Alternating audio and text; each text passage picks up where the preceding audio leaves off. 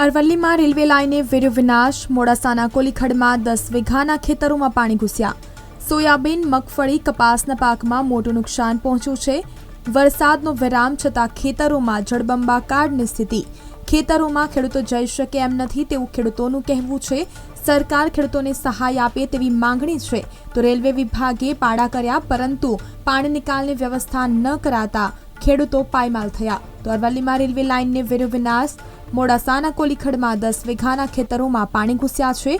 Soybean, મગફળી, કપાસના પાકમાં મોટું નુકસાન થયું છે.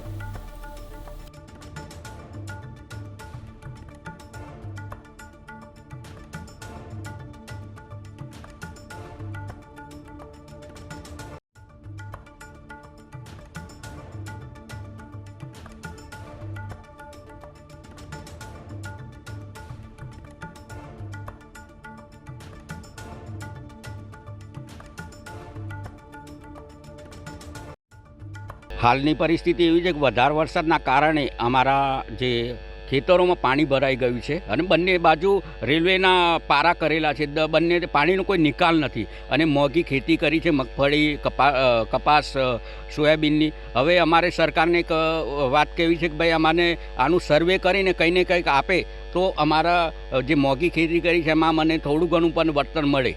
અમારે લગભગ 10 વીઘામાં નુકસાન છે. તમામમાં મગફળી મોંઘી ખેતી કરી હતી. ખેતરમાં જવાયું, હાલ પરિસ્થિતિ નથી ખેતરમાં જવાયું. વીઘા દીઠ અમે 10,000 ખર્ચ કર્યો હશે. ત્યારે અમારે હાલમાં એવી પરિસ્થિતિ છે કે બે બાજુ રેલવે ટ્રેક આવેલા છે ને વચ્ચે પાણી ભરાયેલું છે. અમે વીઘે 20,000 રૂપિયા ખર્ચો કર્યો છે અને અમારે કપાસ, મગફળી છે, પછી સોયાબીન છે, એટલું બધું નુકસાન થયું છે કે અમારે કરવું શું. ચારે બાજુ અમારી થોડી ઘણી જમીન હતી રેલવેમાં જતી રહી છે, બાકીની થોડી ઘણી બચી હતી એમાં પણ પાણી ભરાઈ ગયું છે. તો અમારે ખેડૂતોને અત્યારે એવી હાલત ખરાબ છે કે અમે સરકારને 2 હાથ જોડીને વિનંતી કરીએ છીએ કે અમને થોડું ઘણું પણ વળતર આપે એવી અમે અપેક્ષા રાખીએ છીએ. આ 2 દિવસથી ફૂલ વરસાદ પડવા હોવાથી અમારા ખેતરોમાં ફૂલ વરસાદ કંઈક સરકાર અમારા હું જુઓ એ વિનંતી કરું છું. બહુ જ ખર્ચા થઈ ગયા છે. મગફળીઓનું બિયારણ તમે જુઓ, દવાઓ જુઓ, ખાતરો જુઓ, બહુ જ ખર્ચા થઈ ગયા છે અને કંઈક સર્વે કરાવો એવી અમે સરકારને વિનંતી કરીએ છીએ.